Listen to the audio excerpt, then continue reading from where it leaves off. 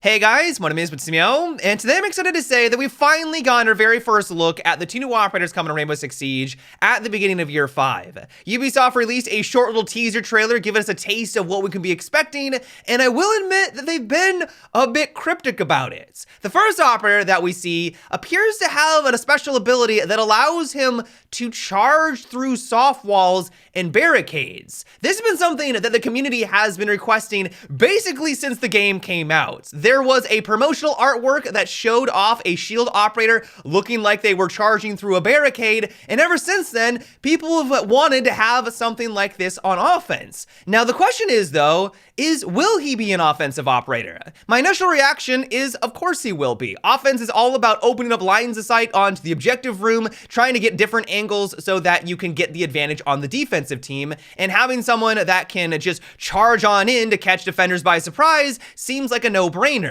And so if we look at it from that standpoint, he could have a fair amount of applications. He would still be limited because defense is obviously going to reinforce as many walls as they possibly can, and I'm guessing that he can't charge through reinforcements. Like, that would be overpowered. I'm assuming it has to be soft walls, and that is going to restrict how useful he is. There's going to be some objectives where every single wall is reinforced, and so he's not going to see a lot of impact, at least getting into the objective room itself. And so maybe this guy will be great at finding and taking out roamers. You identify where they are. Instead of going in the obvious route through the doorway, you make your own and hit them from a completely different angle that they weren't expecting. The real question that I have, though, is how quickly is he going to be able to go through this animation? Is he simply going to be able to just sprint at a wall and take it out? And then when he does take out said wall, what is the time it's going to take him to bring up a weapon and then be able to take out the people around him? This is one of the biggest restrictions of Amaru. I thought Amaru was going to be amazing because of her mobility and being able to just fly through a window really quickly and take anyone out that's inside of the room. But as we all know, she has to stand still like a second after she lands, and then it takes another second for her to bring up her weapon. And so how is this going to work with him? Is there going to be those restrictions? Is it going to be significantly faster? I would kind of hope so.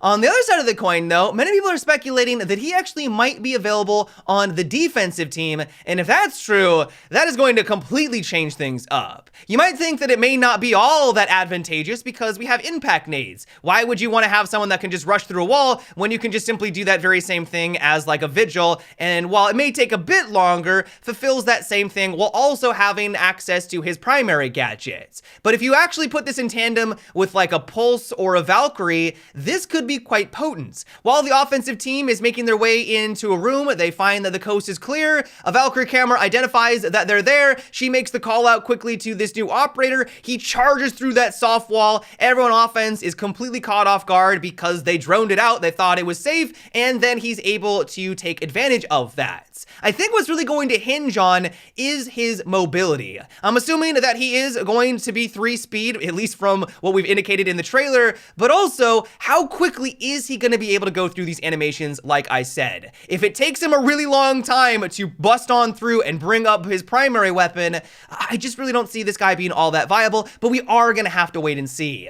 Now, as for the other operator, I have absolutely no idea what her gadget is. It appears that she has maybe some sort of holographic device. She shimmers at the very end, but what that has to do with space and what that's going to do gameplay-wise, it's really anyone's guess at this point. Alibi currently is the only one who has access to this kind of technology, but I'm struggling to figure out a way that Ubisoft is going to be able to bring in more holograms that are going to be different to Alibi. If this is an offensive operator, maybe they have access to some sort of special drone that casts this hologram where it gives the appearance of a running operator. That way you can physically drone out the objective room, have your teammate directly follow behind it. They're going to be able to make the callouts with that drone. Anyone on defense is going to promptly try to take out the hologram because they think it's a charging offensive operator, and that hopefully will give anyone that's falling directly behind them the clear advantage that they need, and not only because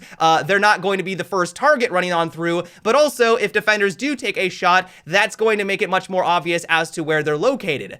That could actually be awesome. I have no idea if that's going to be true. I just made this up on the spot based off of holograms, but I cannot wait to see what actually happens. We also got some other small bits of information in this teaser trailer. You may have noticed that out in the distance, briefly, we see what looks to be Fortress. Now, this could just mean that this operator knows Cade and Nomad. They may have worked together before, or this might indicate that we're going to be getting a rework of that map. If Year 5 is anything like the previous one, Ubisoft is going to go on in and attempt to make these maps more competitive, and Fortress is in dire need of that. Once again, this could just be a reference to the operators that this character has worked with in the past, but I have a suspicion that this is Ubisoft hinting at more.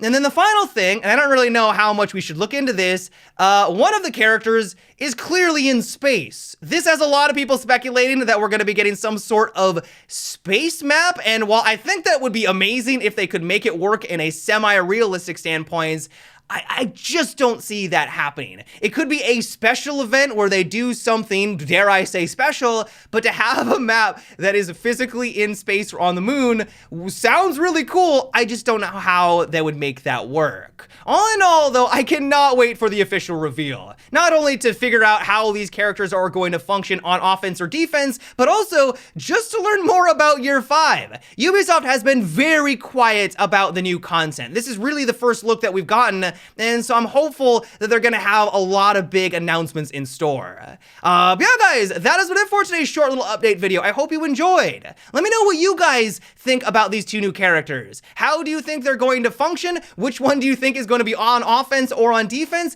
Give me your guys' thoughts down below. But yeah, guys, until next time, have a good one and take it easy.